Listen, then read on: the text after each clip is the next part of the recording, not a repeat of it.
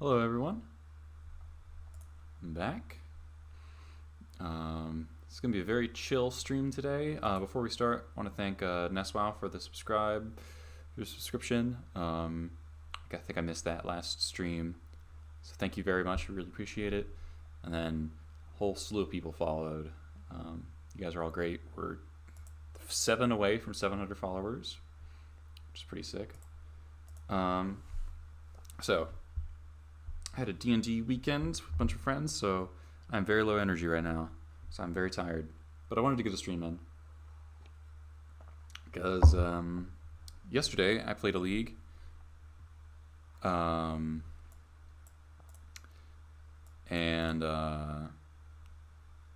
it went 4-1, and I had some really cool games. So I wanted to recap them.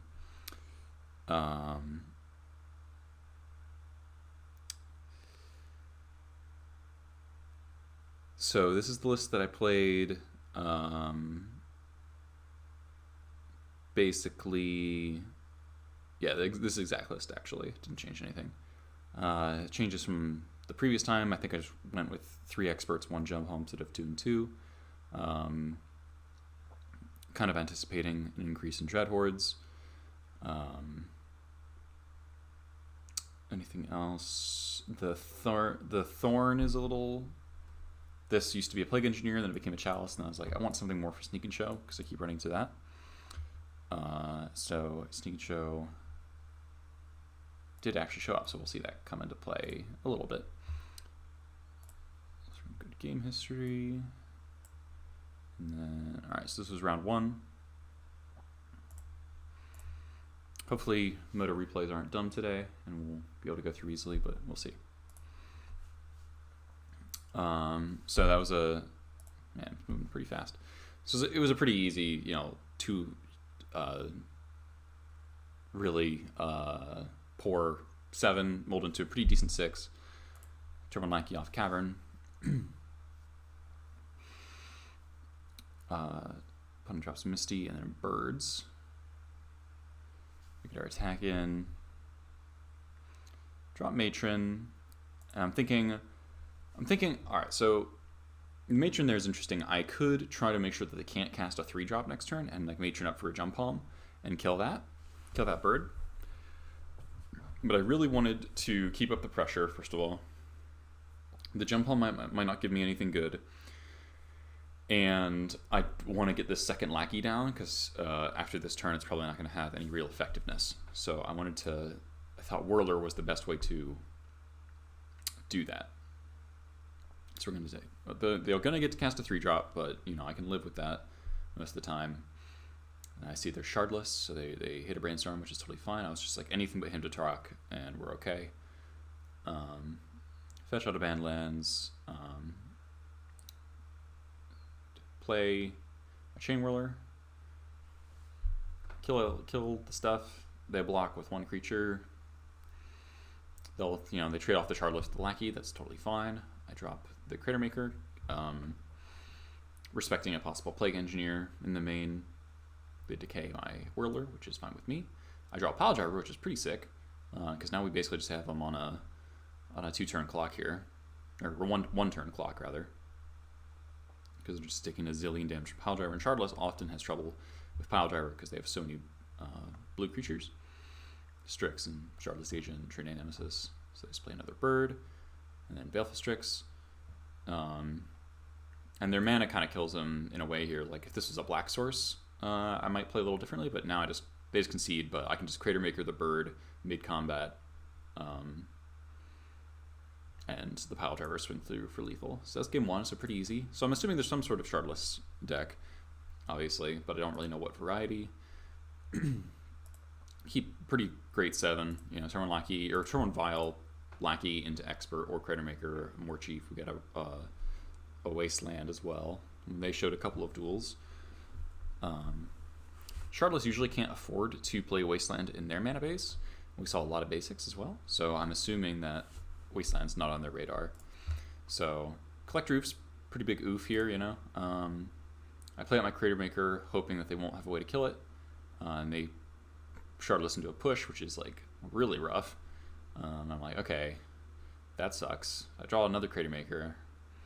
I'm like, okay. So play Lackey. Hopefully we can Crater Maker, destroy the Oof, Expert. I need to draw a third land, basically.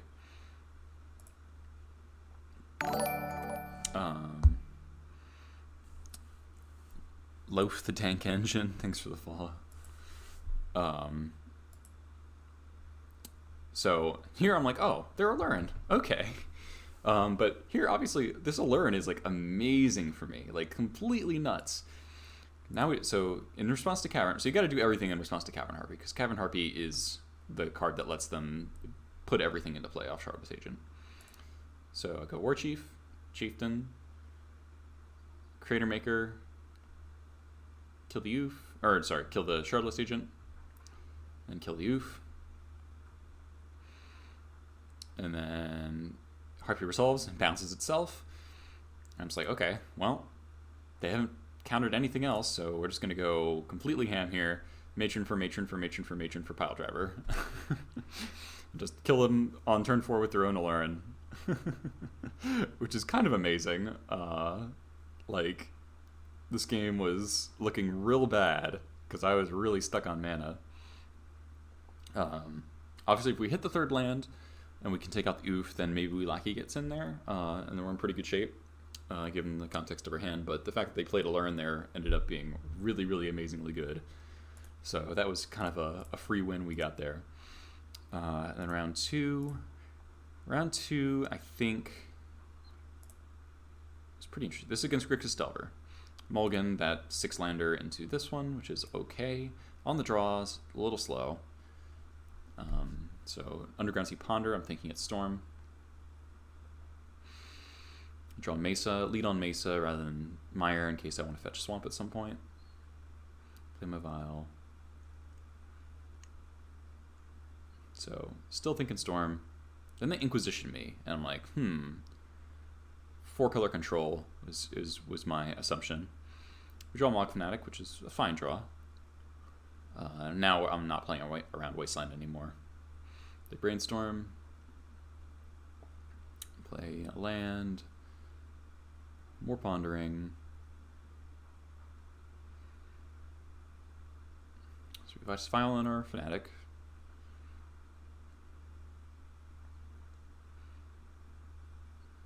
Draw a Ringleader, which is pretty cool. We attack first. And then I think I just want to. I think they're Storm or some sort of control deck. Right. This is at this point I think they're 4-color control. I'm just like, okay. Chamberlain's going to pressure them. Now they Brazen Borrower my Vial, which is like annoying but not a huge deal. And then they Wasteland my Cavern, which is a problem. They play the Delver into the Fanatic, which says that they're okay with that trade, or they have a Stifle. I play my basic land, which is nice. Attack with all the dudes. They block, which makes sense. Play the other Vial. So now it's Grixis Delver. They Brainstorm. And then passing here makes me think that they want to cast this Brazen Borrower. I draw a Port, which is good for us because now we can Ringleader through a daze next turn. We're still kind of Delvering them. They haven't, shown a bolt or anything. So they cast the Brazen Borrower, which is fine with me. I port them off black to try to avoid a Vapor Snag my Chain Whirler, which I think is like very strange. So the only thing that makes sense for them to have here would be a Force of Will, because obviously I can beat a daze. So I was like, okay, I'm going to cast into it, and they force pitching Thought Scour. I'm like, okay, works for me. Though, I honestly, in retrospect, I should have waited. It was actually kind of a big, significant mistake. I honestly shouldn't have cast anything this turn. At 15, they've got a 3-1 that I'm definitely going to kill next turn. So if I'm playing around Counter Magic, which I was like, okay, I'll run the Chain Whirler into the Force of Will, so the Ringleader will resolve. But it makes way more sense to just Violin Chain Whirler next turn, kill the Borrower, and potentially negate a Delver for a turn or something. The only thing that's bad against would be another Brazen Borrower. So I got a 12. They drop they Thought Scour themselves, and they have a Dread Horde. So this is pretty scary. Inquisition notably cannot take Ringleader, which is nice. Here's another mistake I made. I took Vial up to 3. This ends up being a pretty big problem, which you'll see why.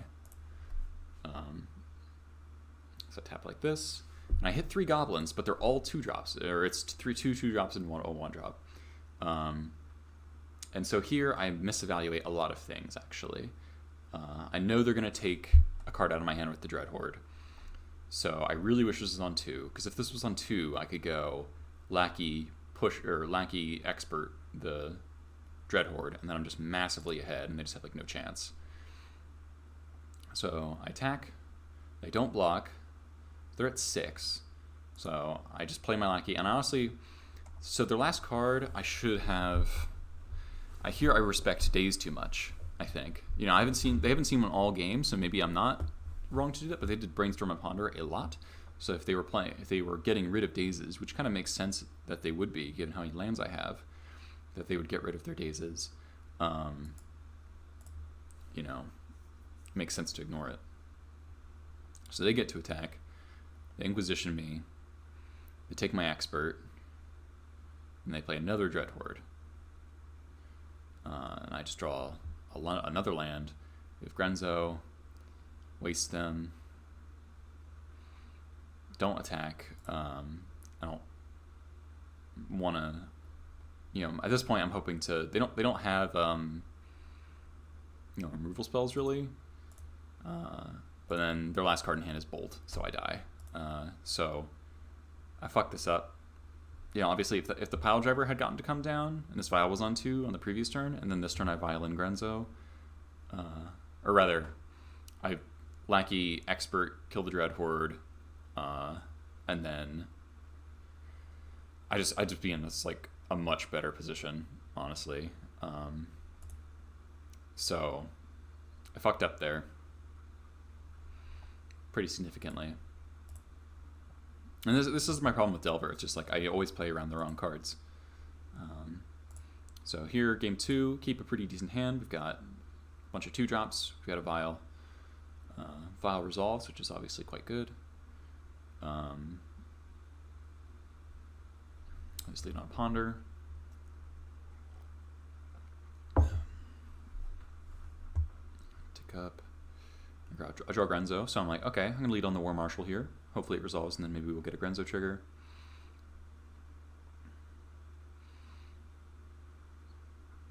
My opponent does something I don't really expect.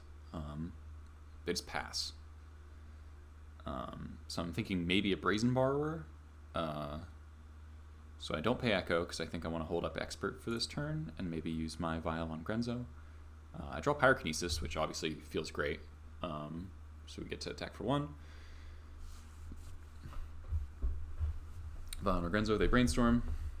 And this is annoying with Grenzo. They put a Wasteland on top, which honestly I'm kind of okay with. So they just continue to do nothing. Just keep passing.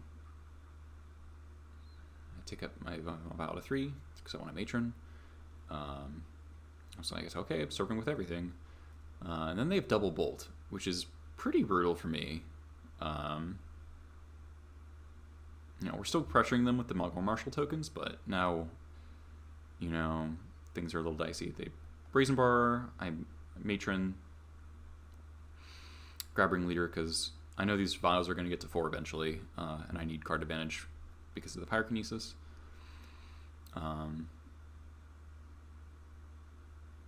But I am pretty painfully aware of how vulnerable we are to Plague Engineer now, which really sucks because these are the situations where normally we'd be really, really favored,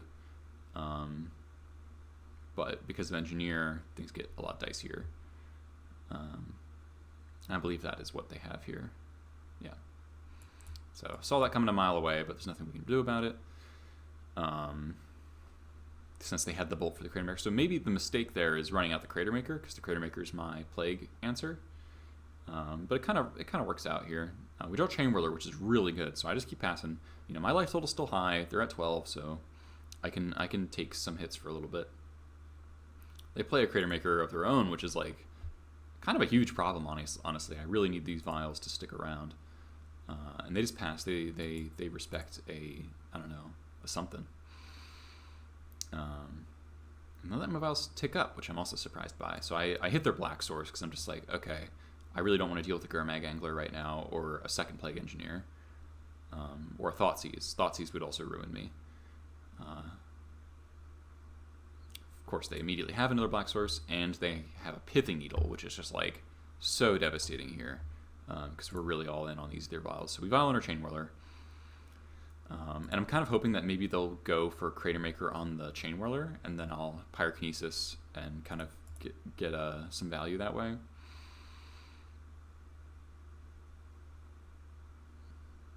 And they play a Pyromancer, which is awesome, and then they bolt. Okay, so this is like the perfect situation, right?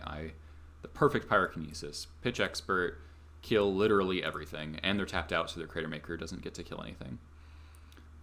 But unfortunately, this is where the game, runs off the rails for me. It's like, because I wastelanded them, I can't cast my Ringleader, and I draw a second Ringleader, which is obviously just daggers.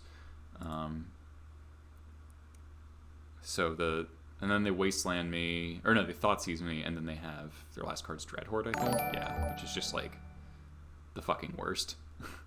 So they were on the ropes like the whole game, but then Thoughtseize into Dreadhorde while I get stuck on lands is just like so bad.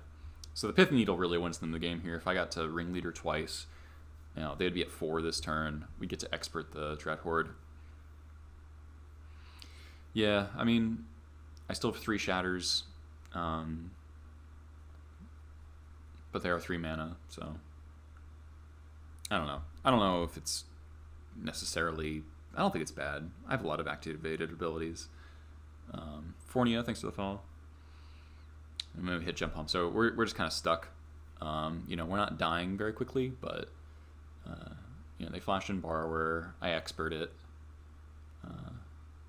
Might as well get something off the board. It's a fun exchange.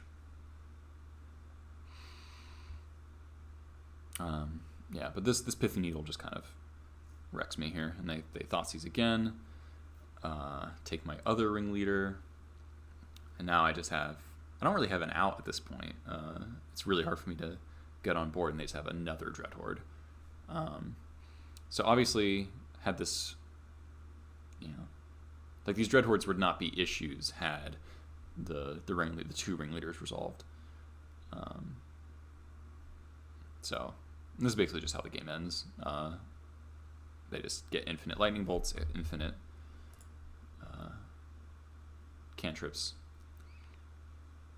more Dreadhordes. There's the late Crater Maker after they Thoughtseized everything. I go for the Bone Crusher. I should have just Bone Crushed their face, honestly, to put them to 3. Then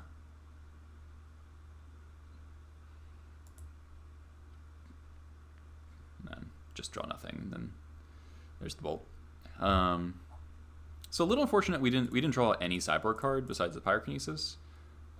We didn't draw any of the Chalices, which obviously would be game ending. So that was pretty disappointing loss to the triple Dreadhordes. I don't think we should have that many problems answering Dreadhorde. It was just the Plague to wipe the X1s, then the Dreadhorde, not the other way around. Because if they'd played a Dreadhorde on turn 2, we could have killed it. But, I mean, it really all came down to the Aether Vial. And maybe if I'd held the Crater Maker for longer.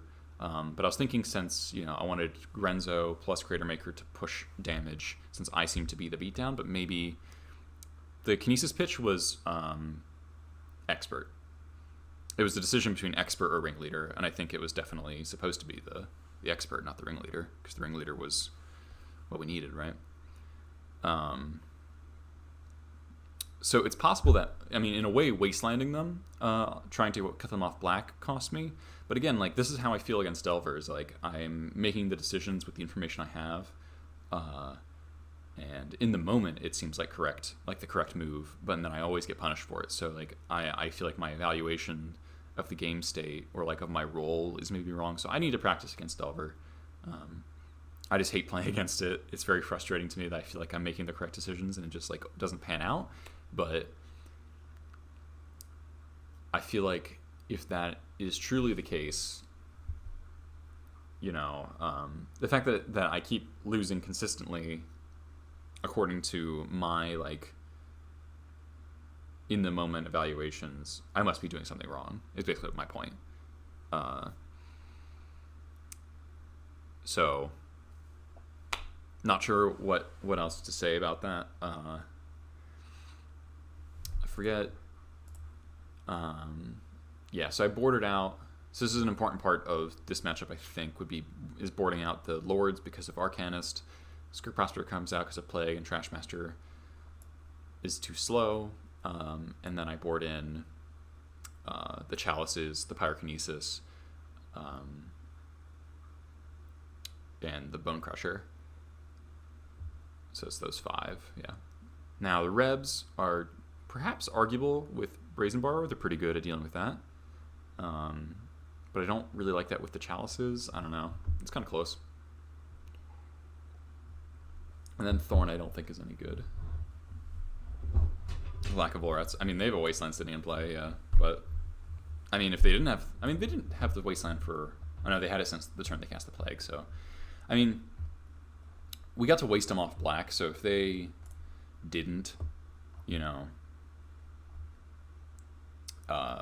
draw the black source that turn, then we would have been in really good shape if we had actually got to cut them off the color, because they had the Brainstorm and they had the fetch. So maybe this is just I don't know. It's really hard for me to evaluate, like, did I do things wrong, or was I just, you know, kind of unlucky with how my cards lined up. You know, because I think wasting them when I have 2 Vials in play makes perfect sense, right? But, you know, Pithy Needle ruined me. So I'm not going to dwell on it too much, but I'm going to try to practice against Delver because I keep losing, I think, winnable games. Both game 1 and 2 were winnable to some extent. So let's go to the next round. I believe this is Sneak and Show. So on the draw, so in this league I was on the play once. So in the 2 leagues since the banning, I've been on the play twice. I'm 2-8 for die rolls. So we got Torrent Lackey into Sling Gang. When it Brainstorm's end step, so this is like I'm like clearly a combo deck or Miracles. Yeah, we got Stronghold here. Actually, kind of does some work, which is funny. So we drop our Sling Gang. Play our Badlands.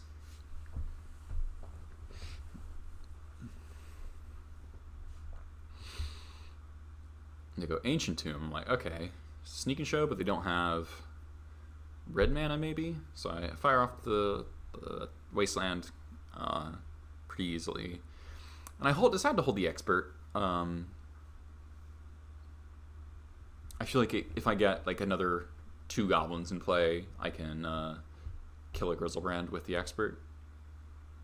We draw a Skirk, which is fine. Get more attacks in, so we're still attacking for 4 every turn, and then we have 5 burn in play. We got a Stronghold. So opponent Brainstorm locked themselves, basically, is how this game worked. You know, so we sack Stronghold, we sack Sling Gang to Stronghold. They go to discard a Grizzlebrand, helpfully making sure what they are. Yeah, we got 2 Sacklets to deny Grizzlebrand life gain, but now so we get to Stronghold back Sling Gang on top of our deck. Put it back into play off Lackey, and then just drain them out in their upkeep. So that was a pretty easy win where they just Brainstorm locked themselves, and we had, you know, a reasonable clock. You know, not the fastest by any stretch, but still reasonable. So I keep this like pretty medium hand. You know, no red source for Red Blast sucks, but Lackey into Pile Driver Ringleader is like a pretty decent clock. I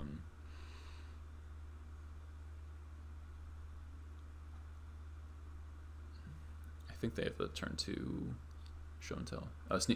Turn 2 sneak attack. They had a Spirit Guide, so I'm like, okay, well, time to hit the red sources. Kind of my only hope here.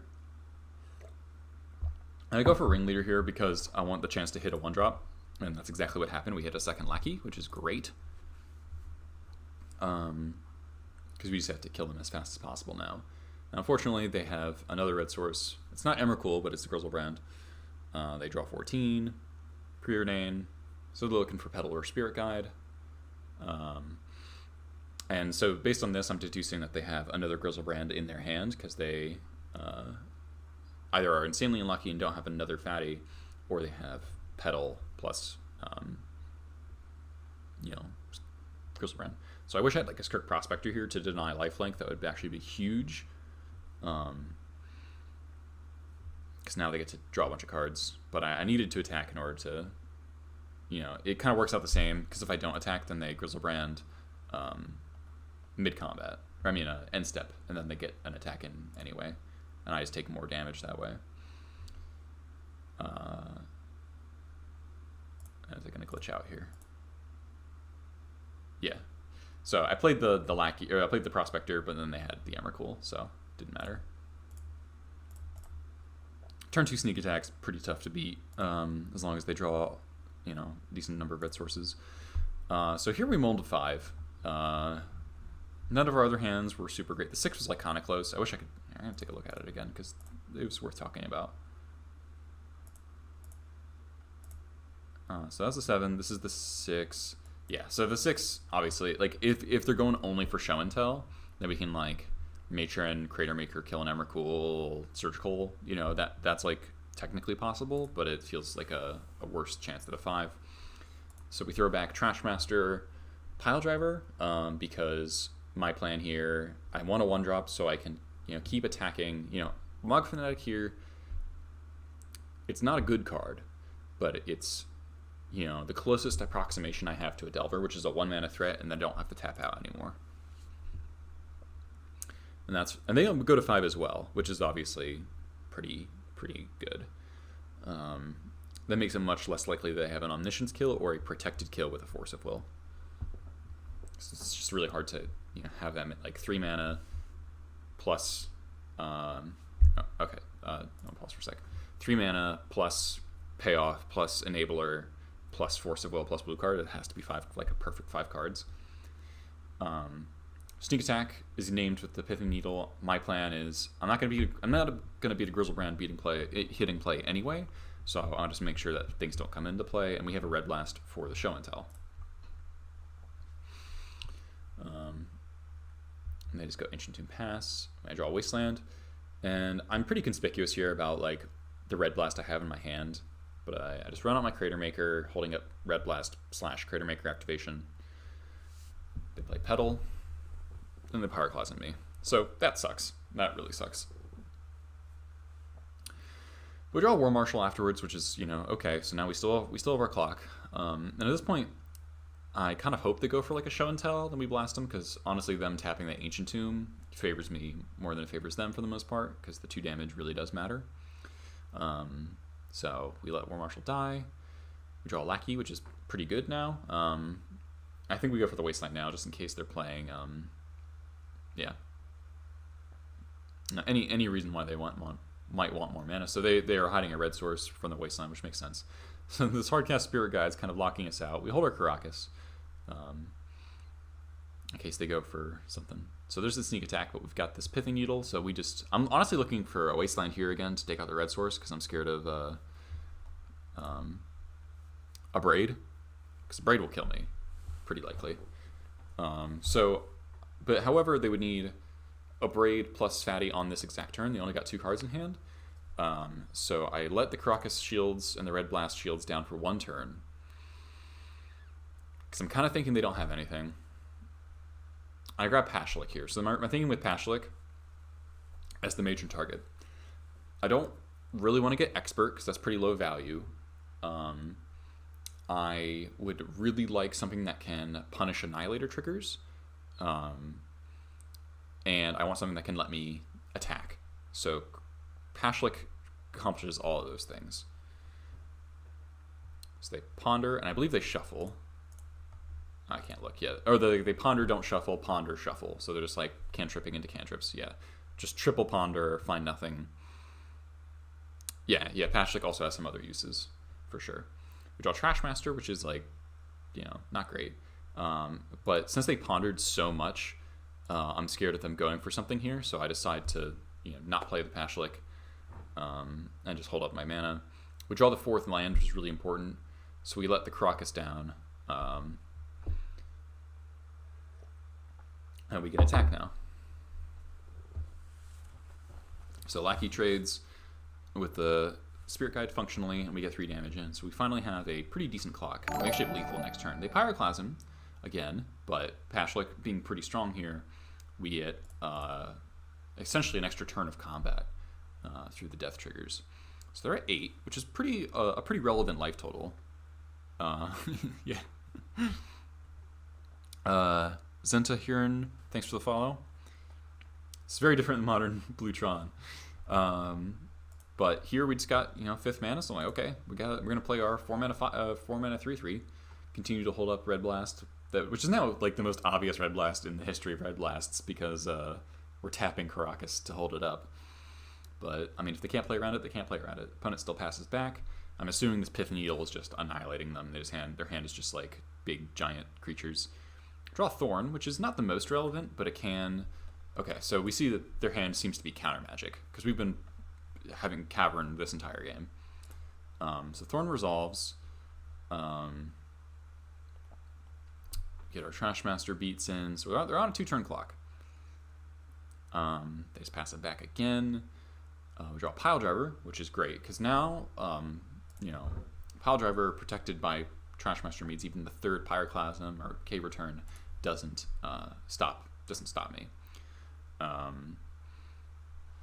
And then that's the game. So we end up never casting this Red Blast we had in our hand for 12 turns, which is kind of funny. But really, I mean, this Pithy Needle put this game on its back for sure. Pithy Needle was so good. He had 6 cards in hand and just had nothing. So their hand must have been Force of Wills, Dazes, and giant creatures. I would bet money that that's what their hand was. So beat Sneak and Show. All right, and then this is the real match. This is one of the closest matches I've played in a very, very long time. Specifically game 2. So we mulligan a terrible 7. Now this one's like pretty weak on the draw, no 1-drop on the draw is always rough, but we have decent mana. So I'm thinking 4-color Loam, turn 1 Reclaimer. I'm like, okay, that's a problem. We're probably gonna fetch out a Swamp. So they don't have a land here, which is pretty interesting. So I decide to play my Pile Driver, because I'm thinking I'm gonna try to expert this Elvish Reclaimer and then Crater Maker the Mox. However, they get rid of the Thespian Stage and grab a fetch land, so the Reclaimer is going to be a 3/4, which is pretty hard to kill. So they play Gaddock Teague, so now I know they're green-white depths, not 4-color Loam. Draw another Expert, which is pretty cool. And since they've missed lands for 2 turns in a row, I'm like, okay, this is my chance to turn off Reclaimer, and I hit the Mox Diamond. Obviously, it ends up costing me a lot where they hit. They must have had a second Mox stuck in hand, and then they draw the land for it. So now I'm taking 5. So the turn would have gone a lot better had I gone, expert your Gaddock Teague, and then this turn I go like Crater Maker, expert your Elvish Reclaimer, or maybe I just ignore the Reclaimer and kill the mom and then try to race.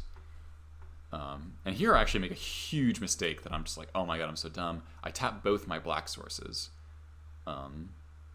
which just like, I'm just like, oh no, why did I do that? So we kill the giver, but I just feel so dumb. Yeah, that was like my big punt of the game. So we're taking 5, but we should be able to stabilize is kind of what I'm thinking. So I should have tapped the Cavern in the mountain, obviously. So they attack me for 5. I take it. And then they had drawn another land, so they drew Runner land, and they have neither Reliquary. And I'm just like, oh god. Oh god, I'm so dead. This knight's like a 6/6. Yeah. However, we do draw a matron here, which gives us some number of outs.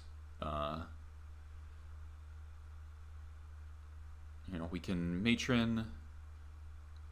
Yeah, they weren't. Yeah, now they're not playing around expert number 2. I matron, and then so now I'm thinking, okay, I need to be able to beat a Dark Depths. I need to be able to kill them as quickly as possible through a clogged up board. So what's the card for that? Sling-Gang Lieutenant. It's the only card in the deck that really can get me out of here. I think we're stuck. Okay. So, oh no. Now I remember. I'm thinking I need to actually try to kill this knight is honestly what I was thinking. And I was thinking that since my life total is low enough that I'm not gonna, it's not like getting myself above 20 can get me anywhere. I'm hoping to draw. Yeah. So this is why I misremembered it, because I draw the Sling-Gang, which may have been the correct choice in the first place, because I actually end up, spoiler alert, losing this game because of that matron decision. It's possible that I needed to grab Sling-Gang and then hoped to draw like a Pashlik Mons or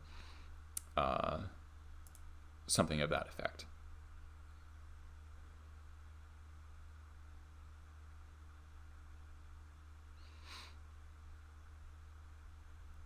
So I play my Sling-Gang, hold up the Wasteland so I don't get depthed on this turn. And there is an issue here, is like I know that they have Sajiri Step in their deck, so attacking with Piledriver doesn't actually do anything.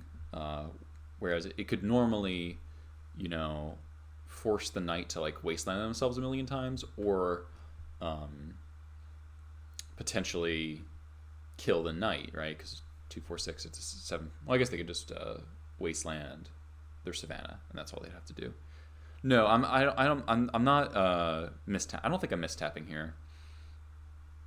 I wanted to hold up the Wasteland for the depths, because if I go to expert the knight, then they can Sajiri Step it. And if I expert it's stuck again. All right. So I just pass.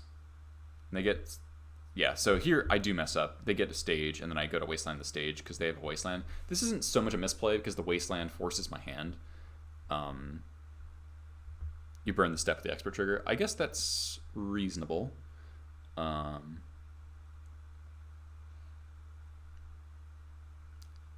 Yeah, maybe that is closer than I thought it was. I go to kill. The problem with that is that I die to actual crop rotation then, but I guess in the situation I am, because they have their own Wasteland, so I had to Wasteland the stage anyway, because if I don't do it then they can just Wasteland my Wasteland, and then Depths combo. So I'm kind of stuck regardless. So I go to 1. I draw Jump Home. So I'm like, okay, I can kill the knight, but I have to draw something here. I have to draw... I'm not sure if I even have an out. I guess like Chieftain would be my out here that I'm trying to cycle towards. So I jump home, they use the knight, I don't draw anything, I attack, and then we are 1, 2, 3, 4, 5, 6, 7. So we have 7 points of burn. So even a Mogg War Marshal would be 1 short. There might be an opportunity in that game. Yeah, Pashlik. Yeah, so Sling-Gang. I mean, Chieftain or Pashlik would have been lethal. So we had a couple. We had like a few outs. Wasteland wouldn't have done it because they had their own Wasteland. So,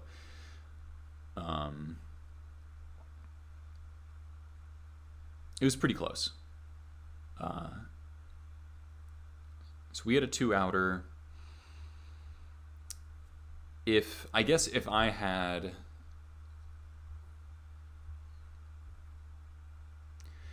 had instead of holding up the Wasteland that one turn, that ended up not mattering because they had their own Wasteland, and I had the expert in play already, then Mogg War Marshal would have been a lethal draw. So I guess in that way I did mess up the turn prior. So that's pretty close. Yeah, so if they had burned the step on the knight, I guess then the Lage is one turn behind as well. Yeah, I guess HC Fox, I think you're correct in retrospect that making them burn the step makes a lot of sense. Because then they either need a natural crop rotation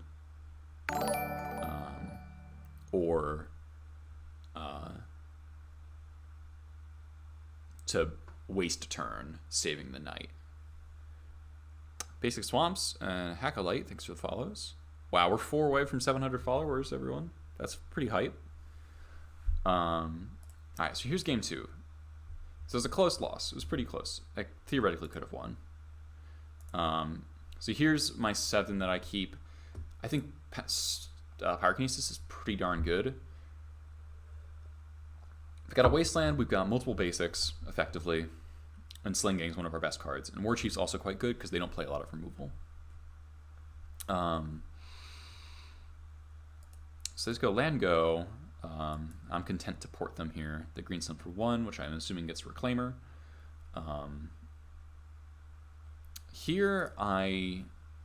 So here's why I did this, holding up the Wasteland.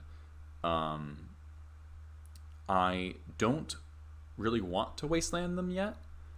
I could have gone to just try to fully mana screw them, just Wasteland the Savannah, port the Forest, but then I know I'm going to eventually have to let off the port.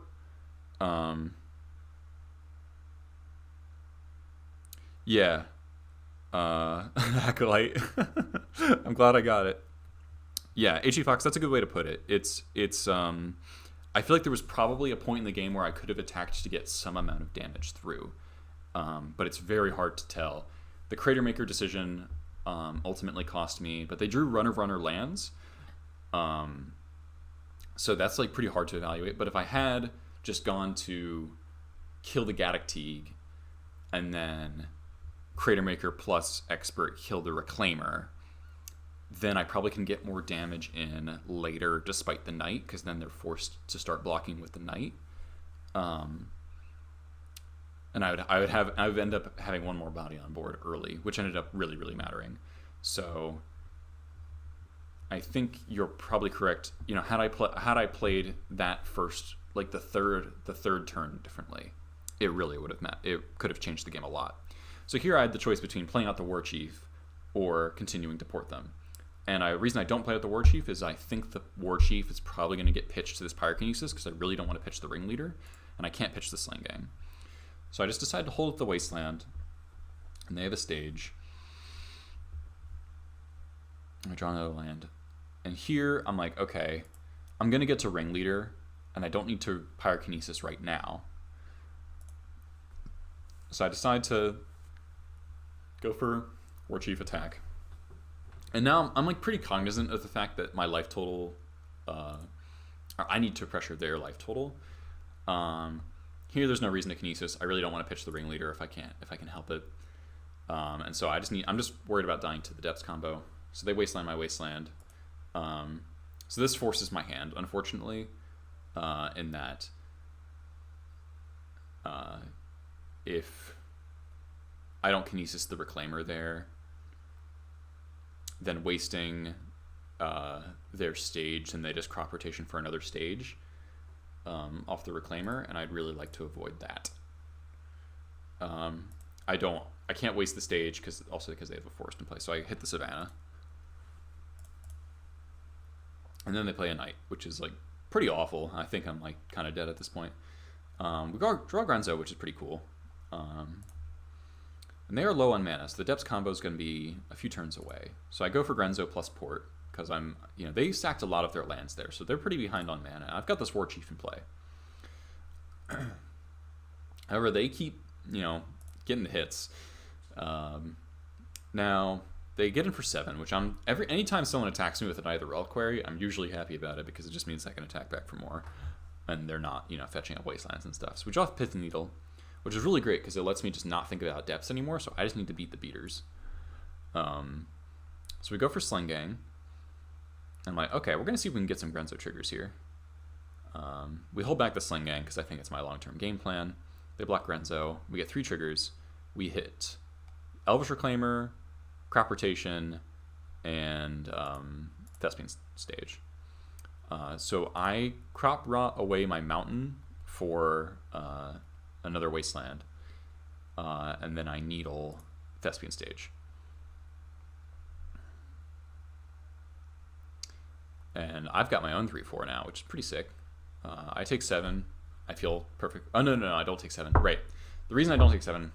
the reason I don't take 7 here is because if I take 7, then I run a risk of dying to step. However, something I did not realize at the moment is like I have 2 different creature colors in play. Oh wait, no, hold on. I'm getting my turns mixed up. There is a line for them to maybe kill me here, right? 7, 8, 9. If they have a, yeah. Well, no, I have Sling Gang. I maybe shouldn't have blocked there actually. I think. Yeah. So my yeah. This right. This is hard to keep track of. I got to slow down. I'm really tired. My thinking was that eventually Reclaimer can fetch Stronghold, and then I can Stronghold back the Sling Gang. That's kind of what I was hoping to do on the following turn. So I take the block opportunity there so I don't just die. However, then they have a Scavenger use, and I'm like, no! And if this, didn't put into play taps, then obviously, I mean, it would be completely busted and broken then, but I could have, I could wait and then like they go to eat my Sling Gang, then I crop rot for my Stronghold and put my Sling Gang on top. It'd be amazing. That doesn't happen. We draw Locky instead and we're sad. So I'm just like, okay, this is going to be tough. The Skoos is going to be at least a 5/5. I hit their green source. I wasteland it because the wasteland doesn't have to go about dealing with the depths combo anymore because of the needle. So I hit their canopy, and like honestly, I'm just like trying to deal them damage, because this tapping that ancient tomb plus tapping the canopy is like pretty significant damage. 3 damage is not nothing, especially so they're gonna gain some life. They got some fetch lands, so I take the block here. Tokens not going to the graveyard for Skoos is nice. They play Teague. We draw War Marshal, which is like honestly pretty strong. So we're just kind of in this stalemate at the moment. I'm feeling like I'm dead because they obviously they've got a 10/10, a 3/4, and that can get Sajiri Step, and a 5/5 that's continuing to get bigger, and I just have 4 1/1s, a 3/4, and a 2/2. So I'm just feeling dead in general. So here they go for the crop out for step. My opponent, thinking that I am stone dead to this Knight of the Reliquary, and then we get the heroic Elvish Reclaimer block. Protection from red, not good enough. Depths, doesn't matter. And here, Moto kind of fucks me. I don't know what happened exactly here. Yeah, I don't know why they left in Teague. That is very strange, especially if I'm boarding in like Caracas. It is very strange. So I meant to pay Echo, because I knew I'd have to chump for another turn, and I didn't want the goblin in the yard for Skoos, but it just like this happens. I don't know. Maybe I hit a button wrong. So that feels really bad. But I do top deck Expert, which is like exactly the card I needed. So it ended up not mattering on exactly this turn. So we get to take out the Skoos, which is absolutely massive. And unfortunately, still don't quite have lethal. So I'm just like, wait, can I attack? I can attack with like these, these guys, but then I lose 2. I get them for 3 damage, and I lose my War Chief. So I feel like that's not actually good enough. they play a Safekeeper, which isn't like a huge deal, honestly. They get in for 2. And then I draw super lucky, and I hit Trashmaster right off the top. They have 0 cards in hand, and this is exactly lethal. Exactly lethal. Bam. And it was just the total out of nowhere. Yeah, they didn't try to waste me out. It's true. Hitting the red source was maybe correct there, but they probably didn't want to tap the knight before combat. Because if they tap the knight before combat, then they are potentially in real danger. Hey, Lewis. Yeah, it was this was a completely insane game. There's a lot of different things that could have happened. It was really, really close. Grenzo hitting crop rotation plus. I maybe should have gotten Caracas with the Grenzo, but I wanted to kind of be able to mana deny them a little bit because at that point they were pretty low on mana. The Grenzo hitting the Reclaimer to hold off the Knight with the step, and then their Scoos, which was annihilating me. The Scoos that oh my god, if it had gotten to untap for one more turn, I wouldn't have been able to expert it. If sacking blocking when I did ended up being kind of a problem, because obviously if Sling Gang was sitting on that board, it would have been much easier to actually kill them. But I think in the moment the block makes sense if my idea is to stronghold it back with the Reclaimer. But then of course they immediately played a Scavenging Ooze afterwards, so I just got super punished. But we got there with the Trashmaster top deck, so we had Trashmaster, Chieftain. Pashlik may get there, or at least it would make it very awkward for them. So here's game 3. So I keep a somewhat greedy hand, but I mean Vial, and a Port. Port seems very good against their deck, honestly. So they lead on Giver, which I'm fine with. And then so Giver into Scoos, which is pretty strong. But I've got this Relic to kind of mitigate the Scoos eating my own guys, which is quite nice. And we're keeping them off 3 mana, and that's like really important. And I know they've got to win this game quick. They had like 5 minutes left, so they get in for 2. Just keep on passing. We draw a Wasteland. So now I'm just like, okay, let's just get this file up. And my plan at this point is to double block the Scoos with the Mogwar Marshal tokens. They use Mom or Giver to protect it, and then I'll Crater Maker the Ooze, and then with Relic in play.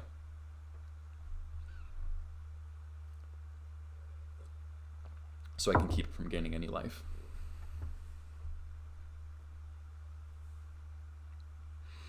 So they get to 3 mana, which is obviously the scary point, and they play a Knight. However, this means the Scoos is down. And it makes the Relic play even better.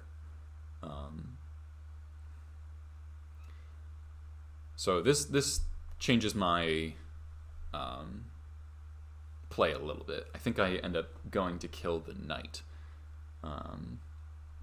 Oh no, we draw Pithy Needle, right? And so we get a really cool sequence here where I leave my Vial on 2, pretty crucially. Crater Maker, kill Knight, pop Relic, attack for 1, and then Needle Thespian Stage, because while it's very tempting to Needle Scoos or Giver, them spending mana on Scoos is, I think, okay, given all the mana denial I have, that they're just not going to be able to cast a whole lot.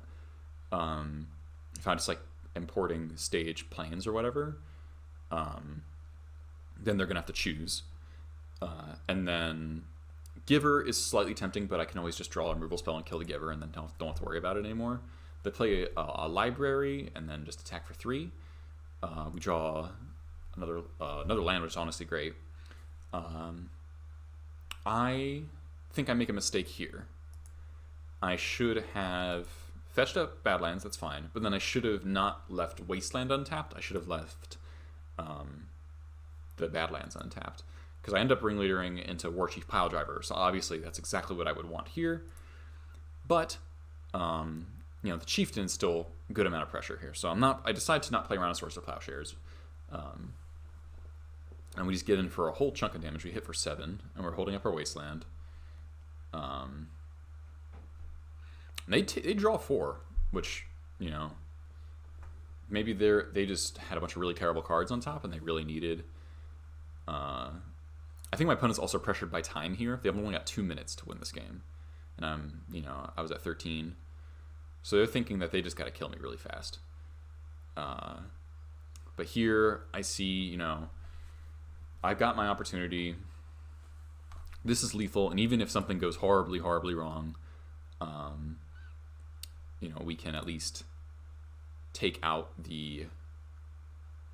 one of their creatures and clear the board a bit. You know, Skoos can potentially go up to a 5/5, and then untap 4 creatures, so it's up to a 7/7.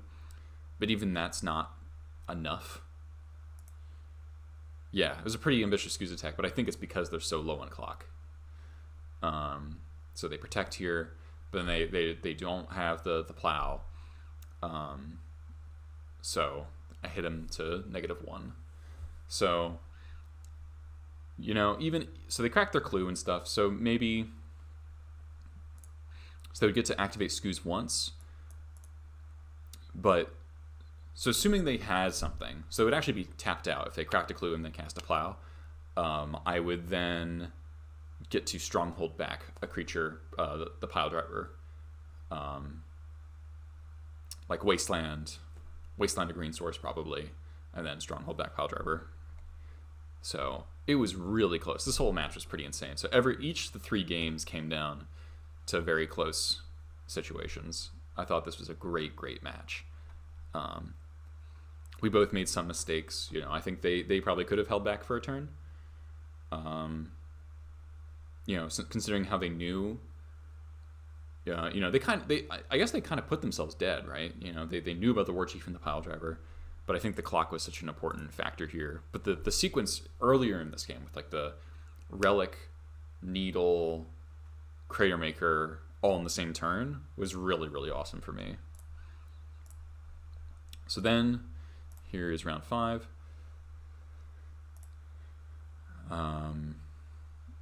Again, I'm on the draw, so 4 to 5 times on the draw. Again, pretty mediocre hand, no 1-drop. But War Marshal is my highest tempo 2-drop, really, because it gets the most on the board at once. And here, so I think I'm playing against Maverick. Beats it. So we go for War Marshal. So they grab a Batterskull, which, you know, if we were on the play, this would be way better for me. They wasteland me, and I'm like, oh god, this is how we die. Draw another land, which is pretty good. We got to play out our Badlands. They put in Batterskull, and I just let them untap. I didn't see a huge reason to kill the Stoneforge, and then they revealed their blue. I'm like, oh, this is Bantblade. Okay. They get a Hierarch. I'm like, okay. So they get in for 5, which is a lot. Let's take out the Stoneforge. I'm just like, okay, gotta find a Cratermaker. But Matron, I'm just like, okay, well, Cratermaker's gonna be pretty slow, and like just about as slow as Trashmaster, and not as impactful, especially if they just hold up 3 mana. So the Hierarch beats are like a huge problem. You know, I have to chump here. And I play a True Name. Like, okay, so I decided I can't play around a Daze or anything. So I take out the Batterskull, but now I'm at 15. They're at 29. And then they take out the friggin' they Teferi my Trashmaster, which sucks. And we go Warchief. So Warchief's a good draw, but they have a plow for it. So the Warchief Lackey line was was trying to, get them to block block with a Hierarch. I maybe should have played the Pile Driver, because they would probably do the same thing, because it's a lot of damage. But, now my Pile Drivers are turned slow, which ends up kind of mattering in this game. I don't think the life total race really pans out. But now, there's Wasteland me again. They play another True Name. It's like, okay. 5/3s, unblockable 5/3s are really hard to beat. So I play my trash, I play Ringleader, because I'm like, I gotta have some ridiculous Sling Gang shenanigans, but they're at 29. It's just it's impossible to attack them when they gained 11 life off the Batter Skull. So I get to live. I draw a Black Source and I live for one more turn, but it's just not possible to beat all of this.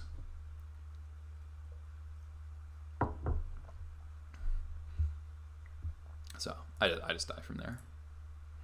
Now this game is probably like the least likely win of like this entire match.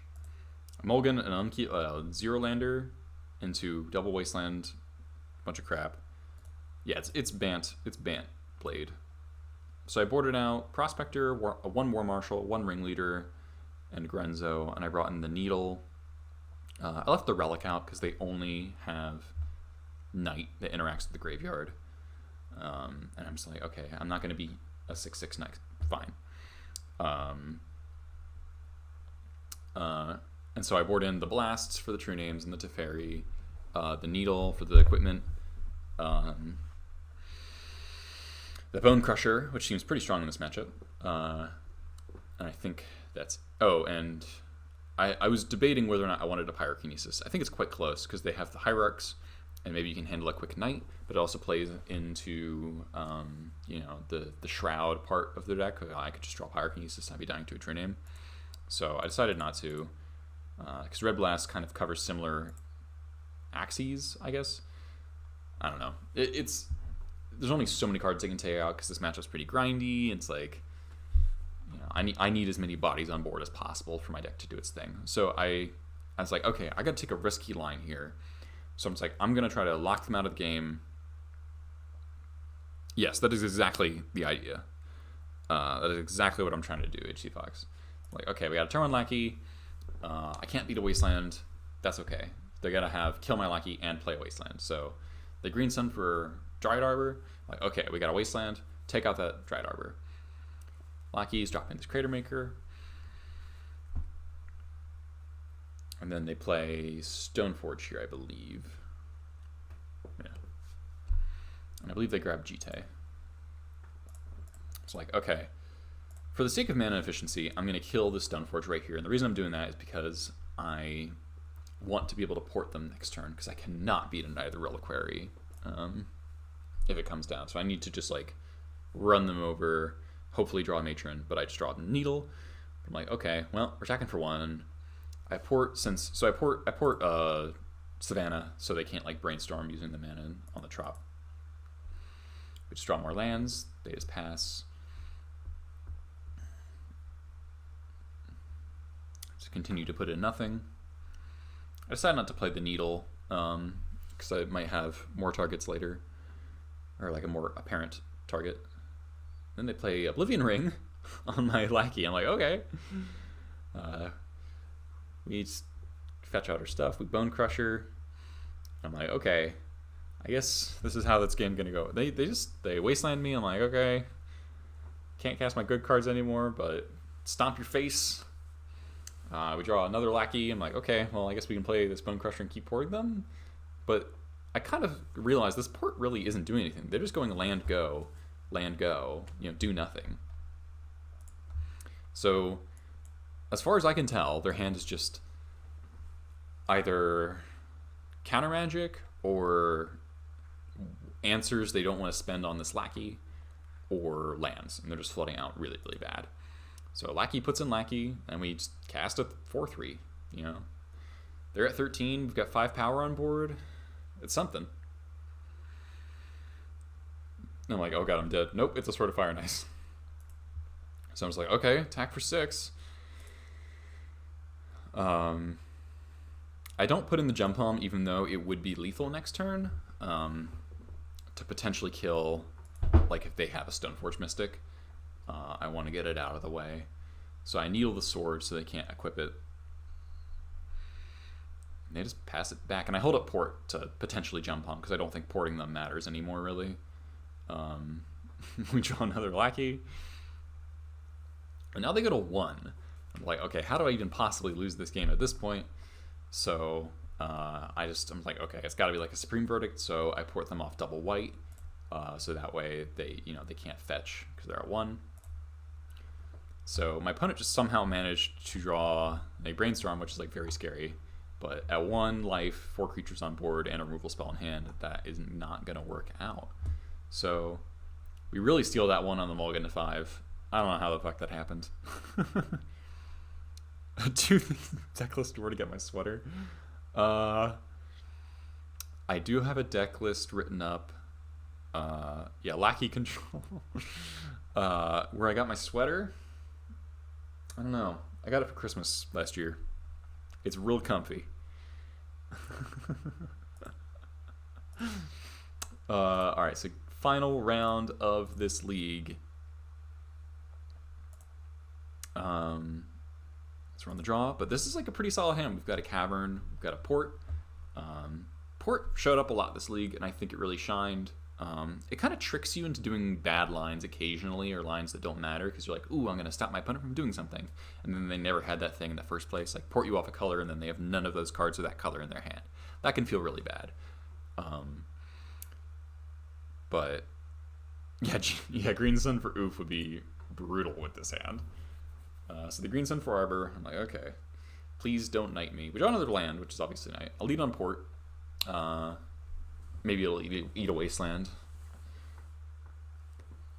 Then they just have the turn 2 knight. I'm like, well, I didn't board in any relics or Tormod's Crypts, so I was like stone cold dead to a big knight. So I'm like, okay, this game's looking real bad already. I can potentially Pithing Needle it.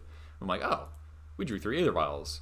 So now we just need to, we don't care about all of our lands getting wastelanded at this point. So they just attack me for 4. At this point, the card I'm scared of is Containment Priest. But since they're a Green Sun deck, I'm kind of thinking they might not have Priest in their deck. Yeah. Obviously, the Red Blast looking really silly with no red source, but they don't have double blue yet, which is quite nice. So I take more damage, down to 5. Put in my Pile Driver. And I go 3-2-1 because I'm thinking I might want the option to go Matron for Skirk and cast Blast if they play a True Name this turn.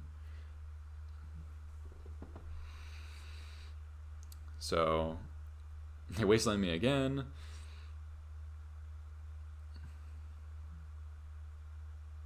I just take my 6, and then they play Oblivion Ring. And I'm like, okay, well, now we're in a bit of trouble. So this is an interesting question, because it's like, do I want to incentivize them to Oblivion Ring the Pile Driver, or do I want to incentivize them to Oblivion Ring an Aether Vial? So this is like kind of close. I end up getting Sling Gang because I want them to target one of my kind of redundant Aether Vials, because ultimately I think I realize that I need to attack them back. I'm at 5, they're at 17. This Pile Driver is going to hit for a bunch over the course of 2 turns, and the Sling Gang can probably finish them off. So that's what I'm aiming at. So I was trying to go for the, I could have matroned for a second Pile Driver there, and then they'd take a Pile Driver, and then maybe then I matron for Sling Gang after that, but I think this is okay. I think I'd rather have my creatures. Of course, I draw a 3rd matron, which is great. No, they attacked me. This is what Goblin Lackey 1 looks like. Yes, this is me. Yeah, oh yeah, it's deck list. I'll get... Thanks, Orange Rue. Appreciate it.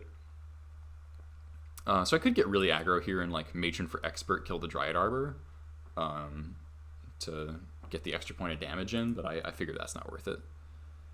I'll get the deck list for you, Ken Barb, after this game. But I'm like, okay, I'm just gonna... So I decided to play around Containment Priest now, which is like a little random, but I figure like this is the time to do it because they do draw a card per turn, right? They also have double blue, so like Vendilion Click could be a card. Yeah, and I wanted the second Pile Driver to be able to smack them through a True Name, because at this point I'm at 5. I'm scared of True Name. So they attack for 7. I block. And that's right. So like I feel pretty favored in the long game here with the Sling Gang and the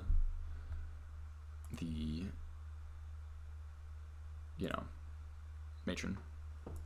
And I realized that I actually do have lethal this turn with Mogg War Marshal, assuming they have nothing. And just given how they've played, they don't seem to have a whole lot going on. So I was like, oh, wait, I'm playing for the long game. Wait, no, I'm winning this turn. They might not realize it. People don't seem to count how much damage that, these Pile Drivers suddenly deal 6, and then they tap out for a Jace, and then Brainstorm, do nothing, die. That's game. Yes, the Sling Gang, obviously, if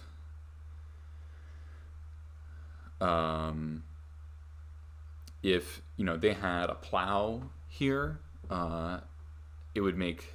And if I didn't have the Sling and they had a plow here, then blocking one Pile Driver, plowing the other one would just be a huge blowout for me. But since Sling Gang just renders Sakang that step unnecessary, I just get to win right there. It's possible I should have done it in their upkeep, but I wanted to, potentially play around a Vendilion Click, because then what I would have done, I would have ticked both Vials to 4, and then, or Containment Priest. Tick both Vials to 4, activate Vial, if they do anything in response, put in off the other Vial. So that's the league. So we went 4-1 in that league. I made some mistakes against Grixis Delver. I made some mistakes against Depths. Game 1 I probably could have won against Green White Depths. Schultz Cubed, thank you so much. I really appreciate that. Also, we're at 699 followers. If anyone is here and is not a follower, you can be the 700th follower, which would be awesome. Oh, wow. Holy crap, just 3 people all of a sudden. Ken Barb, Senor Larson, and Dirty Apes, thank you all so much for following. That should kick it up to 700. Let me check Twitch real quick, make sure that's accurate. I'm glad you're all tuning in for some Sunday Goblins content. I am sorry I'm not playing a league tonight. I am exhausted. I'm like about to fall asleep. I played D&D all weekend. I had some friends over, and it was a lot of fun, but holy crap, I'm tired. Oh no, we're still at 699. What the hell? I guess it was already counting from there. We need one more. We need one more. Oh, 701 just kicked in. Sabata, J-Person, thank you so much. Oh man, that's awesome. 700 followers. Really appreciate it. So that's the third 4-1 in a row with Goblins. So that's including one league before the ban. And then I 4-1'd both the leagues I've played since the ban. The main has not changed very much.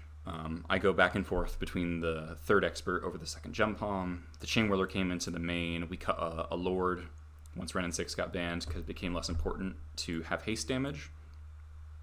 Trashmaster's back main because D&T was like super popular. It just won the MKM event, right? I believe it did. So if you want to dumpster D&T, this is like, look at all these cards that just absolutely annihilate Death and Taxes. Like, all these cards are so good against Death and Taxes on the interactive level. In Mogwai, Marshall's great. Grenzo sucks. That's one matchup he's bad. But all these 15 are very, very good. War Chief and Chieftain can be good.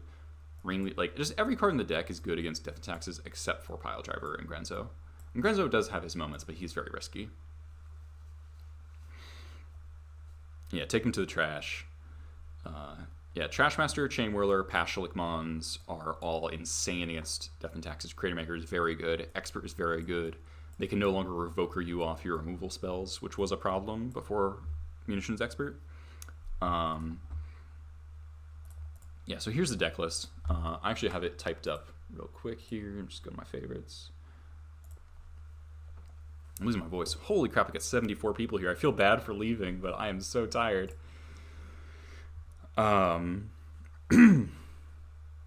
20% on the play, 80% win rate. That's how we do it. So here's the deck list right here. So I started a new spreadsheet since the ban. So we played against Storm, Maverick, Abzan Maverick, the Echo deck, Sneak and Show, Dredge, Aluren, Grixis Delver, Omni Sneak, Green White Depths, and Bant Blade. Yeah, this is like the most people I've had in a while, you know, without a big host or anything. Thank you all for stopping in. Maybe I should stream Sunday night more often, huh? This is awesome. But as you can tell, I am losing my voice a little bit, and holy crap, I'm so tired. Scared Money, 7-month sub, Twitch Prime, thank you very much. Lackey Hype. Let me get some water really quick. I want to keep talking about the deck and stuff.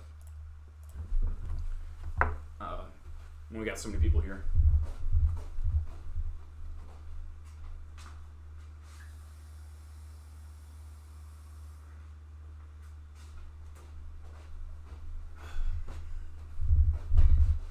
Alright, Blessed Water is back to save me from my throat. Thank you for the sub, Scared Money. So if you want to talk to me ever about Goblins, message me on Twitter or on Discord. The Goblins Discord, Legacy Goblins Discord. If you ever want to play the deck, talk to me, I can send you a list. 4 cards apart in the main board. About Merfolk? What about Merfolk? Merfolk's one of our best matchups. They really struggle to beat a Goblin Piledriver. Protection from blue is very good. Yeah, Fish has a Discord, yeah.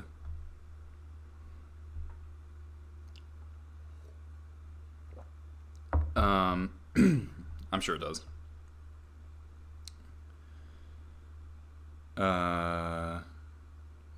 Yeah, 3 power protection from me. How about 10 power protection from you? Unless, you know, they got Immutable, but that's what Wasteland's for. It's not doing anything else. Man, I've got a tickle in my throat. One second. I'm going to mute my mic for a second so I can cough.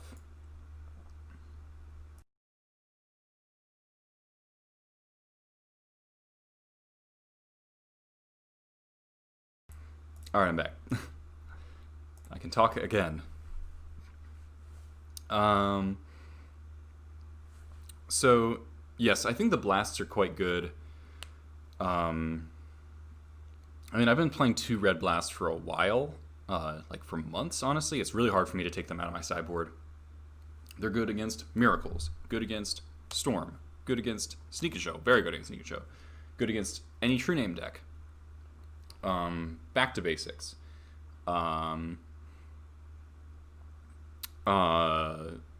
Brazen Borrower. I'm a little hesitant on whether or not I want to bring it in against Grixis Delver. Maybe I should be, despite the chalices. And maybe my sideboard plan against Grixis should look like this. But 7 cards is a lot. 61 special, what's the story with that? I guess I always like kind of like push this question off because I used to get it a lot and I got sick of explaining it, but now's a good time as any.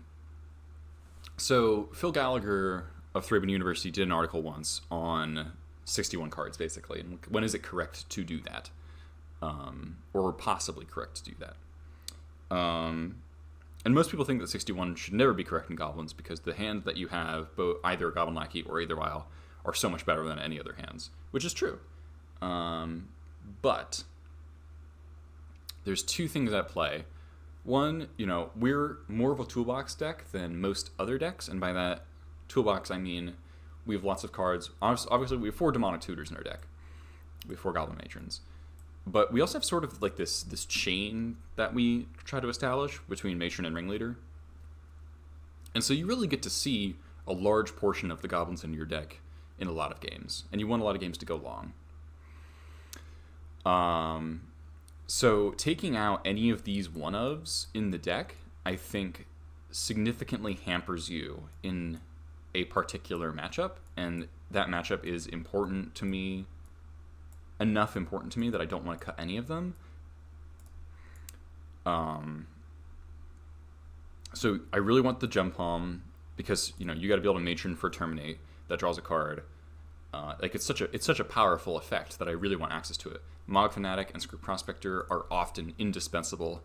Mog Fanatic makes your early plays much more effective against other creature decks. I have tried the 14 card sideboard before. I feel like ultimately the kind of balance here is power versus consistency, right? And Goblins is a little underpowered as a general rule, so I like boosting the power a little bit at the cost of a little bit of consistency, because the numbers really show the difference between having a 4 of in your opener in a 60 or versus a 61 card deck is, I believe, 0.5%. I forget the math in here. I'm gonna pull up the article.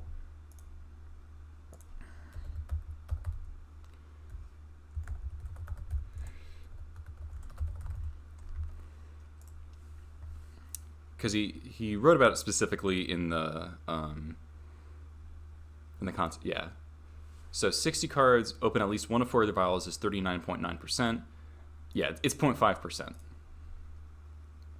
So it's such a small percentage that I think including the extra 1 of boosts, your percentages more than that 0.5% costs you, is basically my perspective. There's also a side effect of running 24 lands, which I really want to do because Vorath Stronghold's an amazing late game engine. I haven't really gotten to use it. We got to use it once against Neek and Show. It gave us lethal a turn earlier because we had to recycle the Sling Gang. That was fairly marginal, but Stronghold has been historically very, very good for me. It's possible that it's worse than the third Port right now. Port has shown itself, I think, this league to be pretty powerful. But I want to give Stronghold another shot because I really like the card. I think it's very, very useful in the deck. Anytime you are recurring any of these 11 are the best things to recur. Getting back Crater Maker can matter against Eldrazi. Getting back Chain Whirler can be really good against the Baleful Strix decks. And honestly, I've killed Miracles by recurring Mog Fanatic uncounterably every turn, which is really, really funny. Check out my YouTube channel, you can find footage of that. Mog Fanatic repeated, just ping you once every turn, just one of those late game scenarios where I don't want to have any 0 damage turns, but I'll just keep hitting you with a Mog Fanatic and they'll try to plow it. And they're at 4. I think they were at 4 and I started doing that. It was really funny. So Vorath Stronghold just adds a really good dimension to the deck. I wrote a primer on it. It's in the description. It's pretty old now, but the logic of why the card's good. It's really good against Hymn to Turok decks. That's the reason it was included in the first place.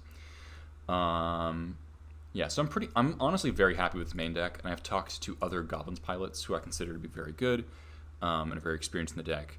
Scared Money said that they're very close to this main. Blur and I think, are like 2 cards different. Olaf is doing something very similar. Marcel is doing something very similar. The red-black lists are starting to look more cohesive, more coherent from pilot to pilot, which I think is a good sign. Yeah, I mean, that's fair. I forgot. I was sad to let it go when Ren got printed, but that was a pretty bad format for Stronghold. Sideboard, the flex point is this one Thorn, I think. It's kind of... If Grixis Delver is very good, and I'm not so worried about Sneak and Show and Miracles, I think I probably want the 3rd Chalice, because Chalice is really good. But Thorn is very good against a lot of control. Yeah, Stronghold's really good against like any bug control deck with something like Oko and stuff.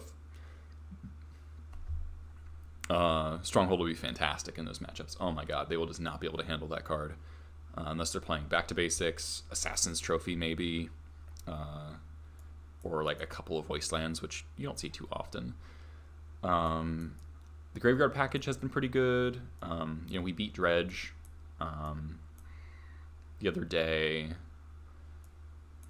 The one Relic keeps putting in work. I wish I could run 2 Relics over... I mean, Reanimator is pretty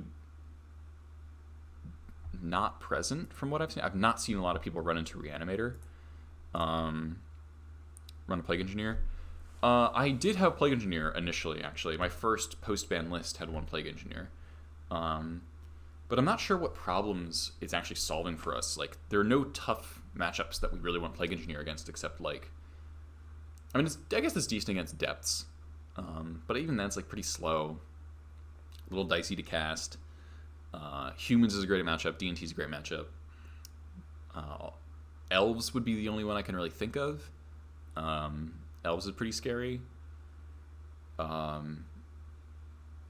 Pretty pretty good in the mirror.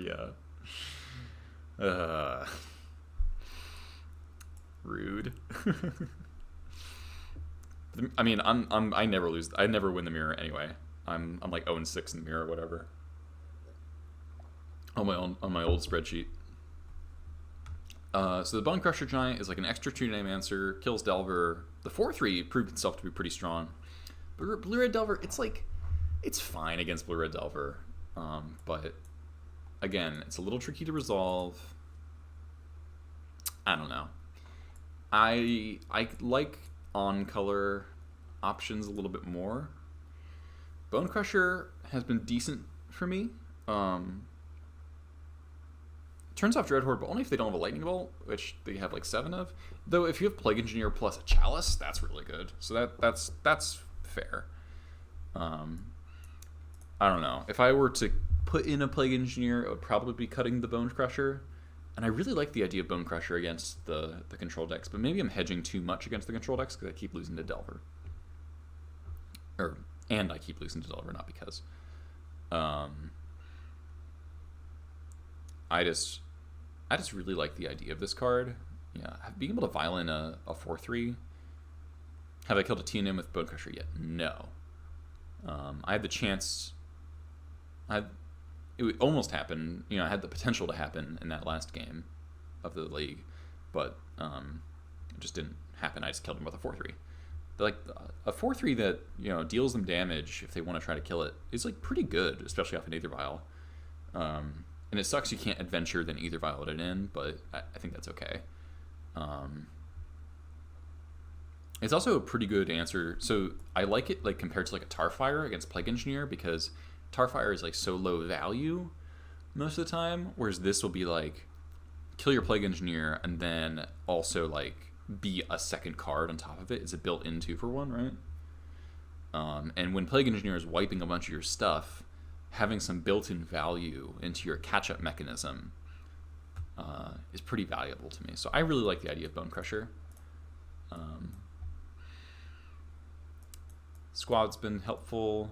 So I think the flex point is maybe like the Relic, or the Tormod's Crypt should become another Relic, and the Thorn should be a 3rd Chalice.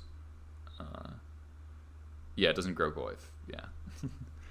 So Thorn was a bit of a hedge towards the control plus S&S matchups. Chalice has less like Chalice does have some annoying non-bows with how many 1-drops are in my sideboard. It doesn't come up a lot, but when it does come up, you feel bad. I try not to care about it too much because I don't think it's that important. But it does cause like it's like a psychological thing where it's like, ooh, I'm boarding in, like against Delver, I think the only point it really bothers me is when I'm boarding in Red Blast and Chalice against Delver. That weirds me out, because then if I'm boarding like this against Delver,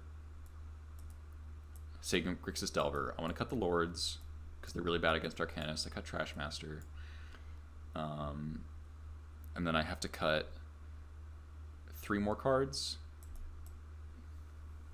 so I can like trim Prospector.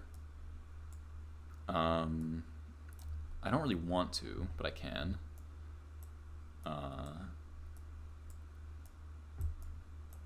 Our ringleaders are getting kind of... Does this count as a creature or not? It does, okay.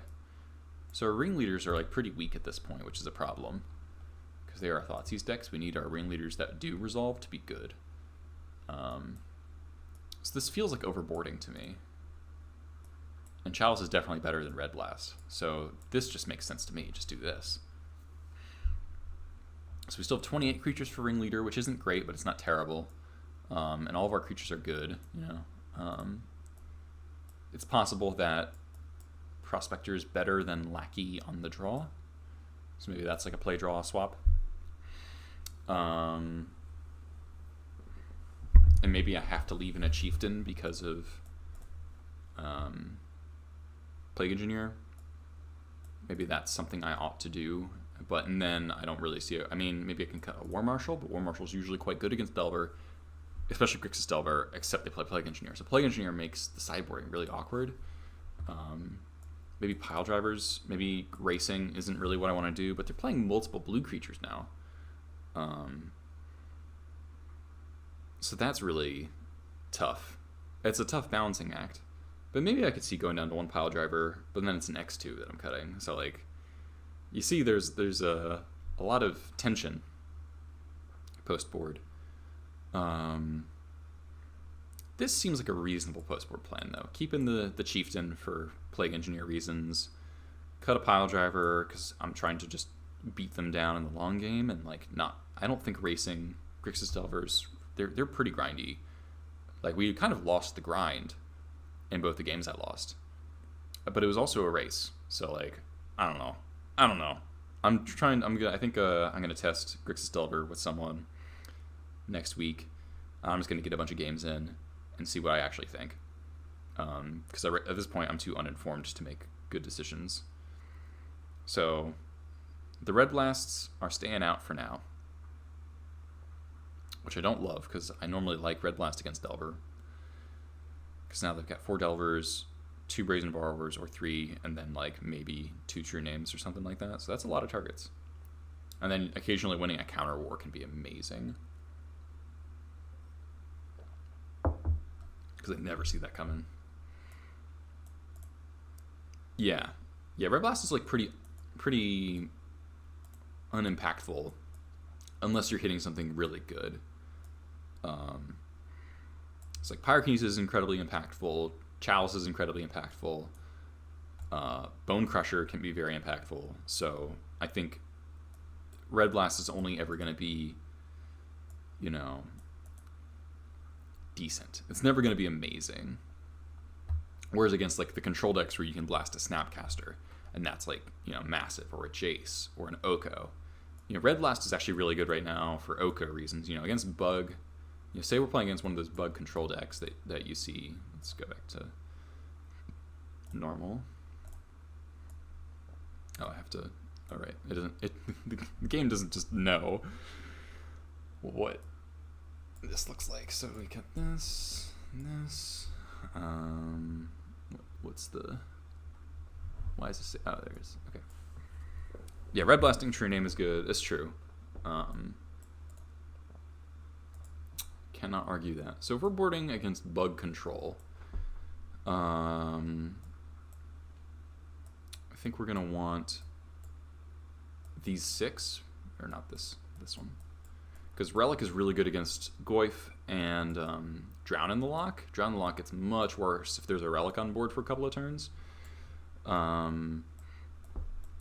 Thorn is quite annoying for them because all their stuff costs 2 and more. Red Blast counters Oko, True Name, Baleful Strix, Snap. Thorn just makes like the hymns clunkier. But they're probably going to be on like 3 plagues post board, so we have to be very mindful of plague. So against bug control, I would probably just hedge towards making sure I don't die to Plague Engineer. So I think this is going to be that would be one of those like cut the low impact 1-drops, go to like 2 lackeys. So we still have 9 1-drops, which isn't like great, but not terrible either. Curve doesn't super matter. And then we can cut a War Marshal, and then maybe an expert hitting planeswalkers is too good.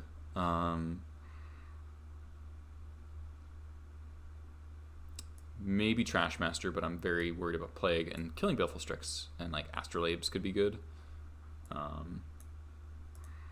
The last cut there's a little tough. It kind of depends. If there's snow, then you can maybe cut a Wasteland. But then I might want to bring in the Caracas, honestly. We've got 2 legends here.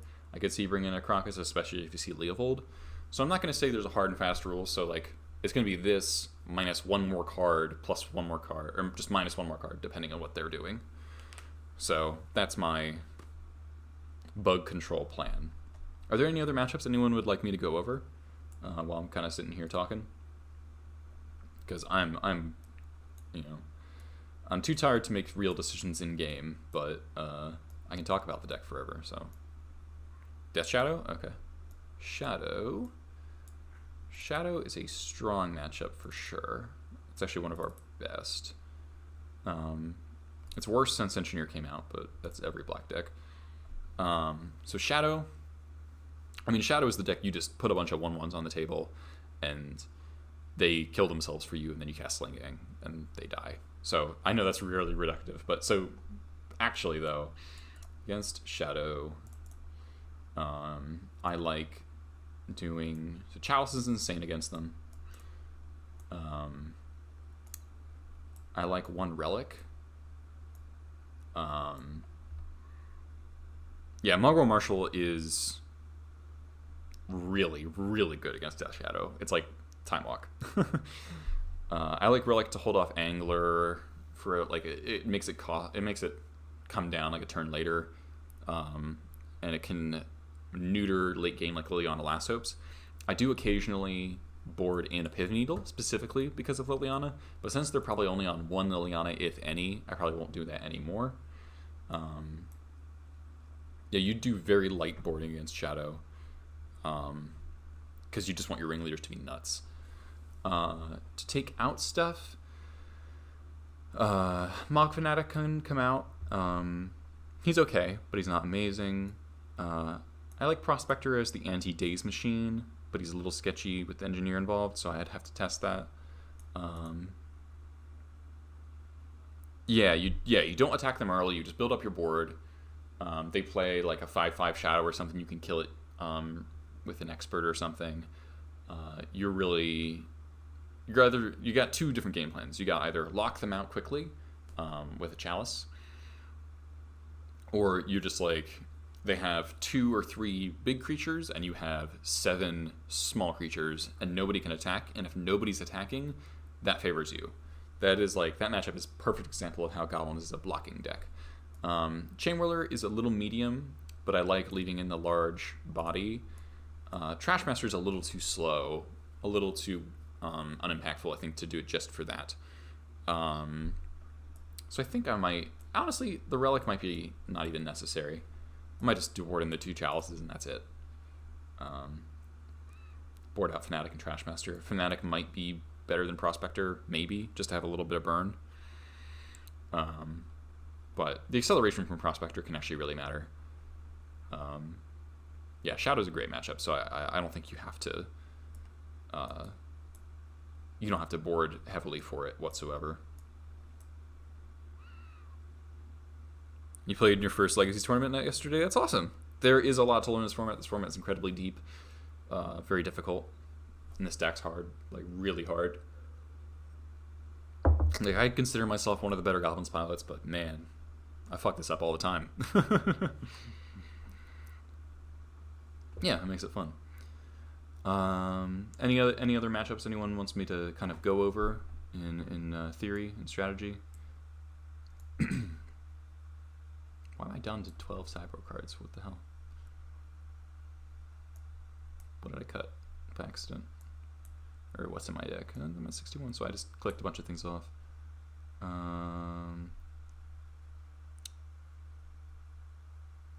Oh, yeah, lands. What am I missing? Oh, the squad. Yeah, the squad.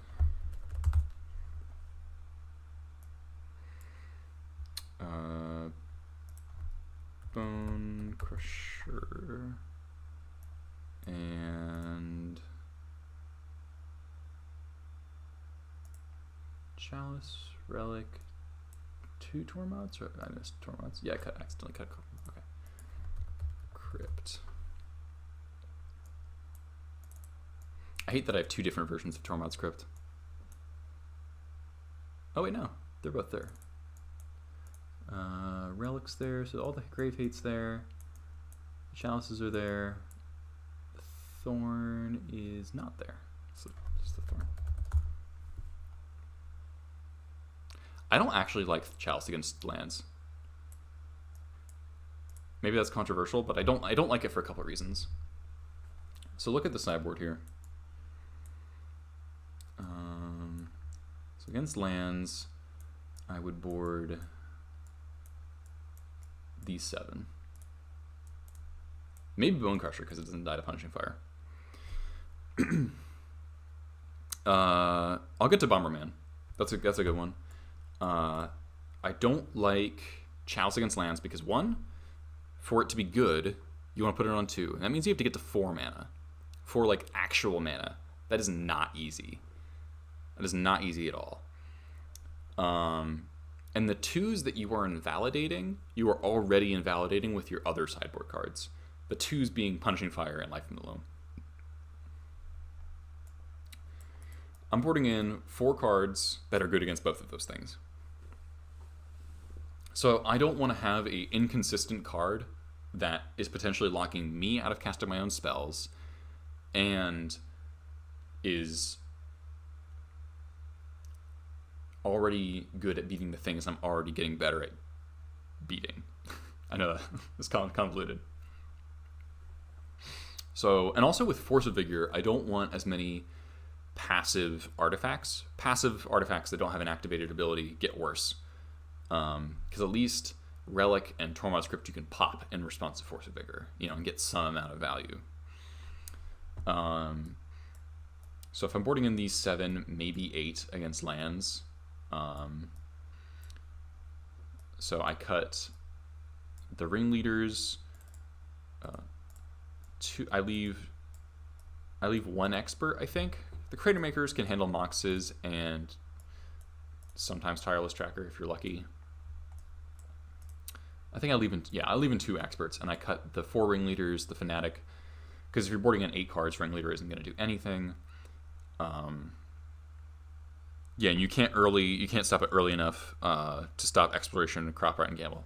Also, good point, Blur.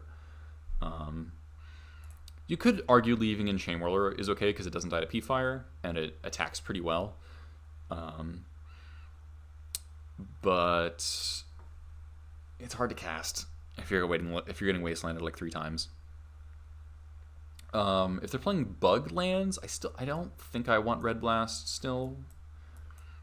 Even though they're playing like 4 Okos, I think I would rely on Pithing Needle, and I'd leave in the 3rd Expert. So this is what I'd do for lands, probably. Depends on the version. Lands, I think, is a pretty good matchup since the printing of Slang Gang. And it was already decent with Trashmaster. I was batting a little bit above 50-50 against lands, but now I'm doing really well since. You played against Oka lands and was a joke. How so? Was it just like, I mean, imagine their mana's got to be terrible, right? Like adding a third color to that mana base.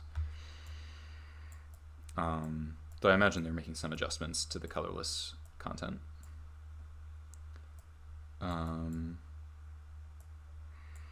What else was it? Just Guy Mentor. I'd board similar to Miracles. Yeah, that is the irony of lands, right? I think it's funny, like everyone's in Legacy, everyone's mana base sucks. Turn Vial into 3/3, use it to make your expert. That's pretty good. That's a cute way to win. Yeah, elking a Vial on 3 is like pretty sketch, depending on timing. Because it might just lead to your Oko dying immediately. What else? Oh, just got Mentor. Okay, so I like these 4 for sure. Some people, I mean, against like the snow versions, I might board in Chalice despite the red blasts. Probably cut a Wasteland for the Caracas. Because they have so few wastable targets, and Caracas protecting Pashlik or Grenzo could matter. Bone Crusher potentially can kill. I mean, honestly, I'm just more interested in it as a value creature. Killing like a Containment Priest is actually very good. Just 2 mana kill Containment Priest, not requiring a board, is something we can't actually do without, Creditmaker being in play already. Yeah, I probably wouldn't board in the Chalices. I would just lean on our deck's main game plan. Mentor is very easy to kill for our deck. We have so many ways to deal 2 to 3 damage pretty consistently. On like by turn 3, that's like not hard. I just board out like Fanatic, Prospector, Trashmaster, probably Warmore, probably Lackey. Anything else I missed? Oh, Bomberman. Chalice is insane. Squad's decent. This. Thorn. Don't think I want Caracas. I think I'd do these 7. Kinesis for the Salvagers combo, because they'll go for, Salvagers activate targeting LED, Pyrokinesis them.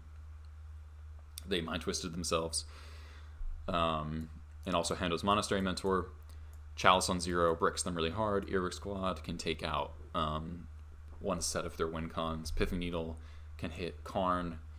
And Thorn slows down their bubbles a ton.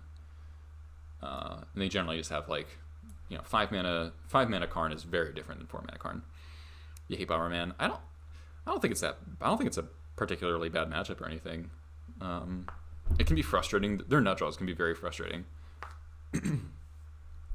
But as to take out, she have a couple ringleaders. Probably go down. Grenzo's actually insane. If you hit their Karns, you just win. Just probably those 5. Yeah, you don't want to exile the LEDs or anything with Squad. You'd want to hit Mentors or Salvagers itself. And it is stupid that Karn can get stuff from normal exile. That should not work. That is just not how cards should be written anymore. Pashlik's kind of medium in this matchup. I could see cutting 1. Though he does make trading easier, and obviously it's just an instant win with Sling Gang most of the time. I'll probably do this and then cut a Lackey or something. And I might not bring this. I probably on the draw cut a Lackey, bring in Squad. Or no. I would only keep in Squad on the play, and then I'd cut it on the draw because it's just gonna be a little dicey to actually tap out for. and actually get your connections in, because you're probably going to have to be attacking planeswalkers in the early stages. So I'd leave in Pashlik or something.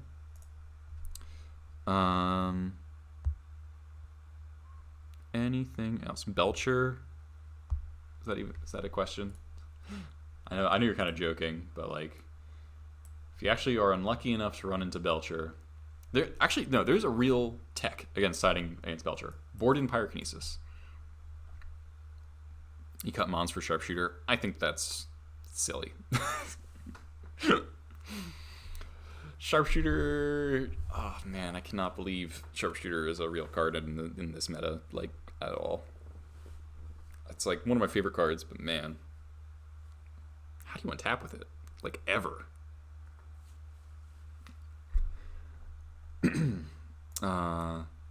It's just so vulnerable.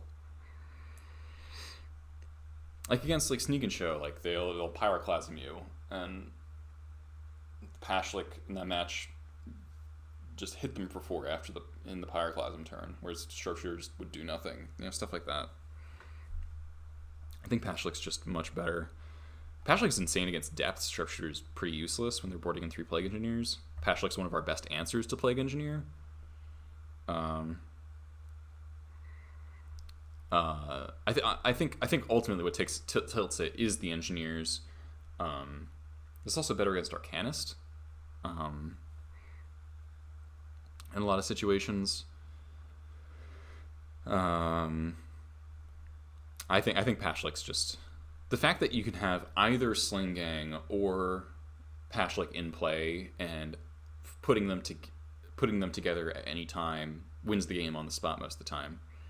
Whereas Sharpshooter needs to be in play first or have haste in order to do the same thing. So Belcher, board in these 8. Pyrokinesis, because they very frequently go for Empty the Warrens, and kinesising 4 tokens could potentially let a lackey through, or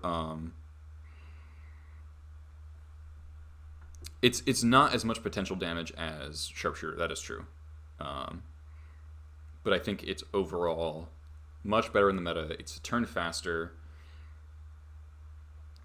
It can self-generate value with the activated ability in the late game, which matters a lot, I think. It'll effectively give you an extra Mog War Marshal. Sharpshooter is a sort of lock, yes. I just don't think you can play an X1 for 3 mana that you have to untap with. I just don't think that's reasonable.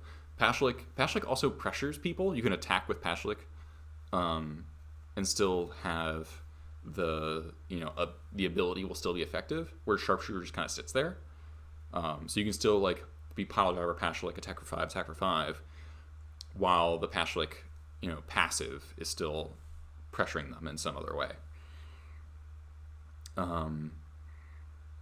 Also Revoker, Pithing Needle, that sort of thing can matter. I just think Sharpshooter's too slow for the format. It's too slow, too vulnerable. If they printed like an O2 Sharpshooter, it would be much closer to me. But the X1 status, everyone's packing ways to kill X1s. You got your Fork Bolts, you got your Chain Whirler, your Plague Engineers, but if they play a bunch of X1s out, it only really matters to me against like Elves, where you need to be able to lock them out and just murder every single X1 immediately. Sharpshooter is obviously worse against Elves. Like, that is absolutely true. But I think in most other matchups, like against like Grixis Control or Bug Control, where they have like Baleful Strixes and stuff, and like Snapcasters and stuff you'd like to ping off with like X1 hate, but you don't want to leave in a vulnerable card like Sharpshooter that you have to untap with against those decks. Like, I would always cut Sharpshooter against Grixis Control and Bug Control or Grixis Delver. You have to. You can't reasonably expect that card to do anything in those matchups.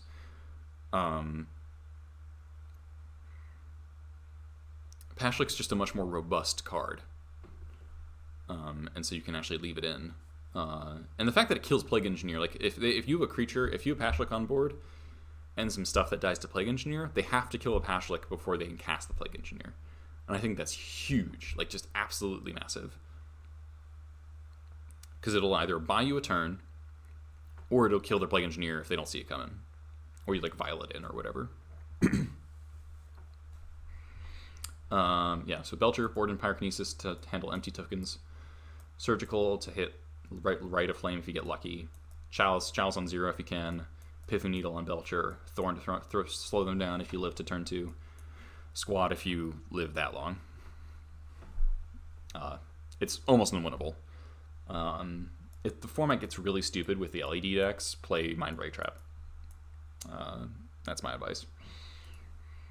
Any other matchups before I go? My voice is starting to leave me. But I'll talk about one more.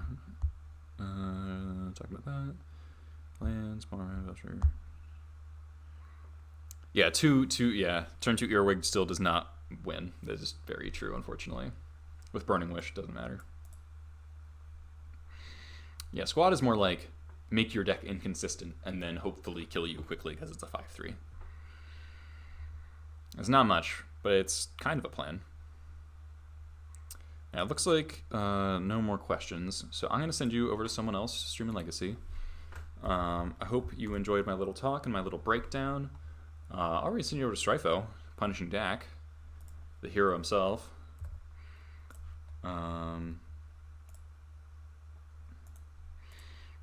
Thank you all for stopping in. Thank you for helping me hit 700 followers, everyone. That's really awesome, really exciting. Glad everyone's, like, we had so many people today. It's like my most viewership in a long time. It seems Legacy is getting much more popular since the banning. Like, the numbers have skyrocketed. Yeah, get that Lackey hype in there. Hope you enjoyed the match breakdowns. There were some really good matches, I think. So it was pretty close to 5-0. Both my 4-1s have been close enough to 5-0 that I could say if I played perfectly, it could have been a 5-0. But playing perfectly with Goblins is hard. So check out Stryfo. Chase, he's a great player, master of his deck. And see you guys next time.